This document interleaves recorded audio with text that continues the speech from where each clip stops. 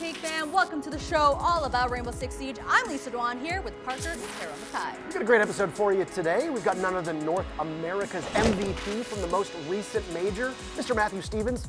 You might know him as Hotancold from Dark Zero. He'll be joining us for an interview. And then in keeping with Stage 1, why don't we go back and look at the up-and-comers of Stage 1 and how well all of the rookies did with some stats provided by our friends at Siege GG. That's right, we got a lot of good stuff, but first we do have to talk about one piece of news that has been making headlines.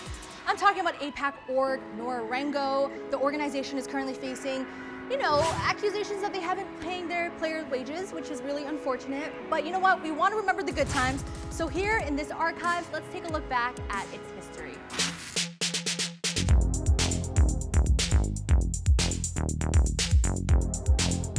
The Asia-Pacific Rainbow Six scene has come a long way since joining Pro League back in 2017. So too has Nora Rengo. They quickly became one of Japan's most electric teams since they joined back when APAC started. Yasuhiro Nishi, aka Kuzaku, started the org in 2016. Not only was he the owner, but he also coached the Rainbow Six team until early 2020. The original Rainbow Six squad featured Korean player Hedy, Gino, No Time, Vodka, and Cloud. This iteration of the team would end up being quite short-lived, though. Nora Rengo won the inaugural Japanese league, but couldn't go deep at the first APAC finals, losing to Australian Mind Freak. The team retooled big time for Season 7, bringing on Mariu, JJ, Crazy Papillon, and fan favorite Waka. Nora Rengo took their second Japanese title, but lost yet again in the APAC Grand Finals to the former Mind Freak, now Fnatic squad. It was the start of APAC's friendliest rivalry, one that stretched across several major lands. Second place still gave Nora Rengo 2 LAN tickets, one to the Season 7 finals and another to the 6 major in Paris. Waka and company would come up short at both, dropping out in the opening rounds twice. The Japanese squad finally took down Fnatic to win their first APAC championship in Season 8, punching their tickets to Rio and the 6 Invitational in 2019. They surprised fans at the Rio finals with an exciting finish in the semis, but no one could have predicted Nora Rengo's run at the 6 Invitational at the start of the next year. While Nora Rengo couldn't take down EG, they held off Penta twice to make it out of groups at their first SI. Awaiting them in the quarterfinals was none other than Fnatic. It was the first time 2 APAC teams had made it out of groups, with the winner being the first ever to reach the semis at SI. Nora Rengo would barely take map 1 in an 8-6 barn burner on Bank, but then they'd turn around and stun Fnatic 7-1 on Villa. This would allow Nora Rengo to meet Empire in the semi-finals. NR would take the first map, but couldn't hold off the Russian machine. Still, with 2 back-to-back semi-finals runs against some of the world's best, Nora Rengo looked electric heading into Pro League Season 9. Returning to Japan, Nora Rengo would win their 3rd Japanese title, but eventually lost to Fnatic back-to-back at the APAC finals and then in the quarterfinals of Milan. It was all downhill from there for Nora Rengo. The team bombed out at Raleigh, missed the Tokonami finals on home soil in Japan, flopped at OGA Pit, and ultimately failed to make SI 2020. 2020 has not been any better for Nora Rengo, with a mediocre finish in Japanese Pro League being the only highlight. Nora Rengo's failure is uncertain now, with unproven allegations of Kuzoku failing to pay several former players and staff. While Kuzoku has denied the claims, he still stepped down from the org as their sponsors pulled away. With the situation still developing, we'll have to wait and see if the former Titans of Japan can ride out the storm.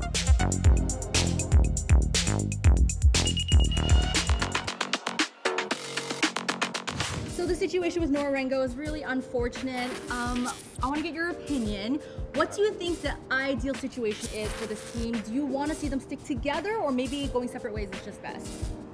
I mean, I feel like the heart and soul of Nora Rengo is gone for the most part. I mean, everybody remembers that run that they went on with Waka, Kuzoku being quite the character as well. Neither are with the team anymore. So can you even call it the same Nora Rengo squad, right? They've already gone through so many iterations. Maybe a fresh start is the best for the players. A clean slate, where you type in someone's name, date of birth, in a few minutes they're gone. Cyclops has kind of already replaced them in Japan in terms of fandom anyway, That's fair. You're right. Maybe the fresh start is the best for this team. We do hope them the best. But you know what, right now, let's shift gears to North America because we have a great guest on the show. We have Hotancold, of course, the MVP of the NA Major. Parker is going to be interviewing him, so let's hear what he has to say.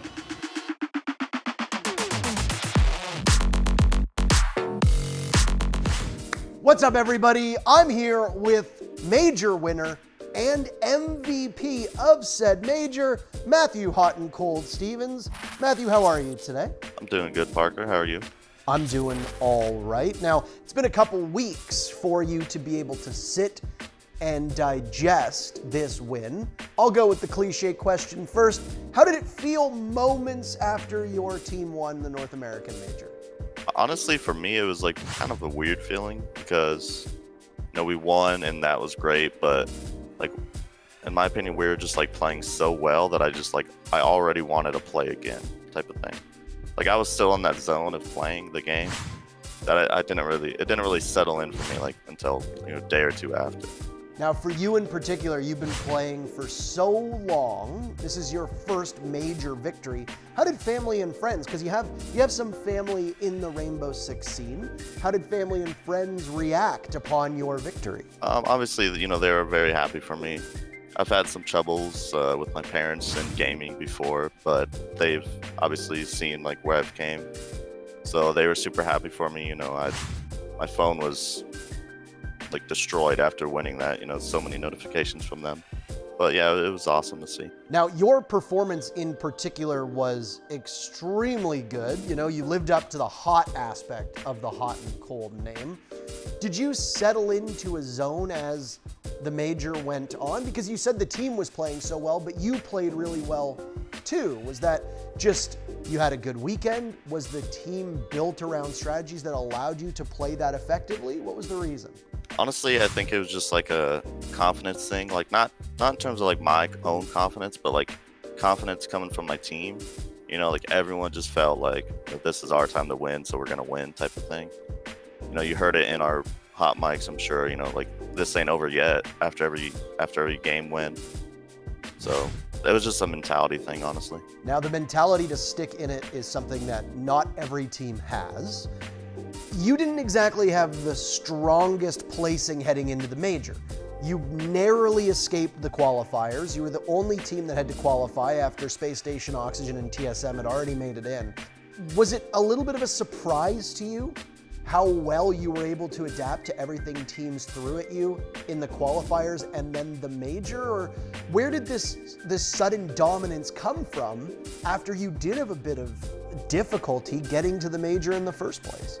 I will say it was a little bit of a surprise just because like going into the major, we had a lot of team talks about like what the issue was, and we kind of just like bounced around on like subjects. Also like scrims going into the major, they were good, but they weren't like the best, that we've ever had. So we were like a little iffy. But one thing that I think that did help us was we focused more on like objective based stuff in scrims, like shot calling, pushing our shot callers like in the mid round instead of just like going through the flow of things, or playing with no bans so we could ban whatever we want against whatever opponent. Those type of things I think really like helped us. Now, stage 2 is fast approaching. You just moved from Texas to Las Vegas. You're in the new DZ compound, and we can see some of it in the background. I think this actually might be the most of it that people have seen so far because you haven't done a big reveal just yet. However, you've had some significant downtime. What have you been focusing on as a player, and what has the team been focusing on, and what will they be focusing on to ensure that you keep up the success from the major onward through stage 2? Well, I think this off time it's kind of been a little bit of a struggle for us because we've been out of like having computers for like a week or two.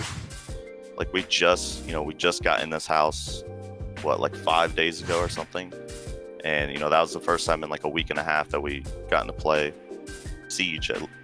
So right now we just kind of been like going overboard on practice. We've been doing like 2-a-day scrims, like dry running every day with the 2-a-day scrims. So we're kind of just like pushing ourselves to get back into the swing of things. Coming up with new strats, with the new ops, Ace and Lucy. Brandon's working every day for that, so I think we'll be looking good going into stage 2. How do you think Ace and Malusi are going to impact the meta? You think we're going to see both of them quite a lot? Or are they going to be insta-banned? I don't think they'll be banned every game. I mean, maybe I'm wrong, but they definitely are overpowered, in my opinion. Malusi is going to be ran almost every round, I would think, and Ace the same, depending on the map.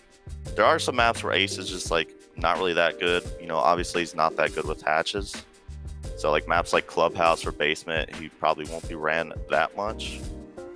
But yeah, he makes some maps like unplayable, like Coastline and stuff like that. That'll be an interesting one to watch, because Coastline usually gets Hibana banned out as the single hard breacher, and then everybody just decides to go soft breach heavy. So something to definitely keep our eyes on. Well, that's it for my questions. I appreciate you joining us. Always great to hear from you in particular, but also always nice to have a champion on our show. Congratulations again, and all the best in stage 2. Thank you, Parker. Have a good one.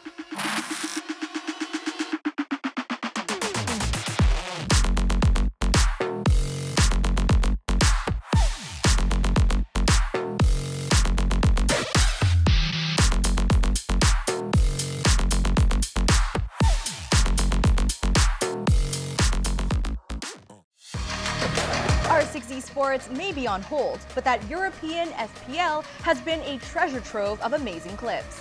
First up, Joe has had himself one heck of a week, lighting up FPL and getting picked up by Navi. It's easy to see why when Joe gets heated up. Joe and Pasha from Virtus Pro team up to win a last-second 2v5 on round 15 of an FPL match. Talk about clutch. Pasha dead. Ban and connector. Gonna go China. You're exposed. I'm watching bunk. There is a ban in initiation. Detonate. Ban. Nice. On back, on B. One friendly operator remaining. 30 HP. I'm going okay, he's pushing you for the kill. He's pushing you. No, Yeah. he's not pushing. He's not pushing. He's in hit. He's not. Five He's seconds to go. pushing you. He's pushing you. Run away. He's above you. Oh my god, Joe, you're so good. Free Agent Panics is wasting no time proving he's still ready for top-tier R6. He's been hitting the FPL grind hard, and based on this next clip, it's clearly been paying off. The platform below. On your left. They needed me drop. One more. One of stop armory. Armory stairs. They have a in lobby. One of stop armory. Never. Down in master. They don't. You're hungry. They have a drone for you. Watch out. They know you're there right now. Yeah, they might push panics. Wait.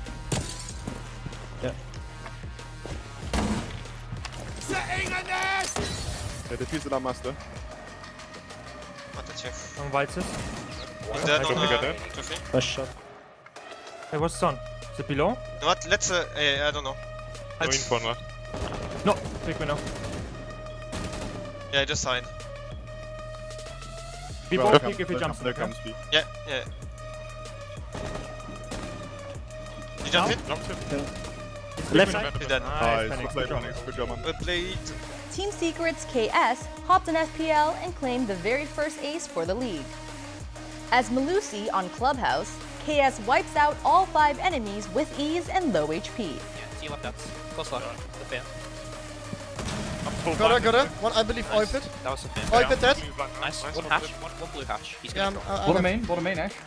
Lit. Oipit run. Tunnel. Oipit dead. Memo. Okay, I'm playing default. And one blue, I believe. Yeah, one blue, one dead. I'm holding blue right now. Okay. Drop blue, blue. Blue dead. Nice, last one dead. Morning tunnel. I'm coming to you. I'm holding blue. I'm morning tunnel. He's peeking the door right now. Give him days. Nice. Well fucking done. Ilem's racked up a couple of aces in the EU Major, and he hasn't slowed down one bit in FPL. The Frenchman added another one to his collection in this sweet 1v5 reversal. Seven good.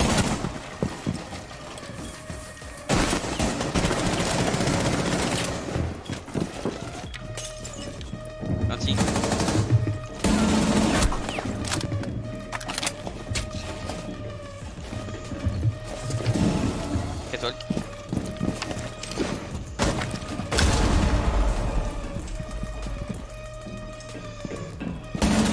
Op 4, last stop standing.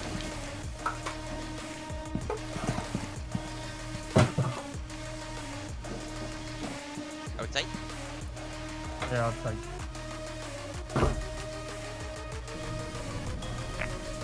Some breach or what?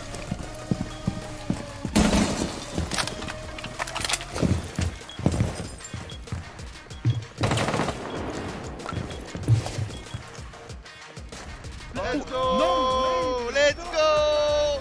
After a disappointing EU major, Corey's staying sharp in the offseason with FPL. The German cleans up on Oregon with this clinical basement ace. Yeah. Nice, just that. Hold on. Careful, I'm gonna cross. So I don't have any utility anymore except one ash charge. We need to like. I think there are 2 ADS on the left side. Can you bar Yeah. them? Okay. It's close left. Close left with the shotgun, watch out. That's Jäger. I went down one. On the right side, sorry. Okay, hold the red. Hold on. You have a camera side. Can you watch it? Got smoke. That's enemy. With 1 mic. Leonski's flanking on side. I think he's at this corner. Yeah, highway dead. Nice. I'm taking this box. Let's push in together. Wait, I'm pushing boiler. I can make Almost the boiler. Hey, let me take Right. him. He's dead. We're lucky Joe caught this sick play from Division's Astro on his stream. Our final play features one of the most nail-biting clutches out of FPL this week. Take a look. 20. Let's just push with him. That's one C4 gone. You can push them. Go for kills. One on the russet hole. Wait, Push D. Last guy is kitchen. Still kitchen. Still kitchen, you have to push Astro. With shotgun. Yeah, still in kitchen. Go. 20 HP behind the ball. He could be window. Jumps out the window.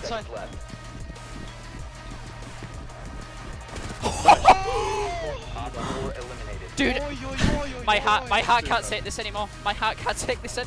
With FPL getting more and more popular with pros, we can't wait to see what comes across our Twitter feeds next.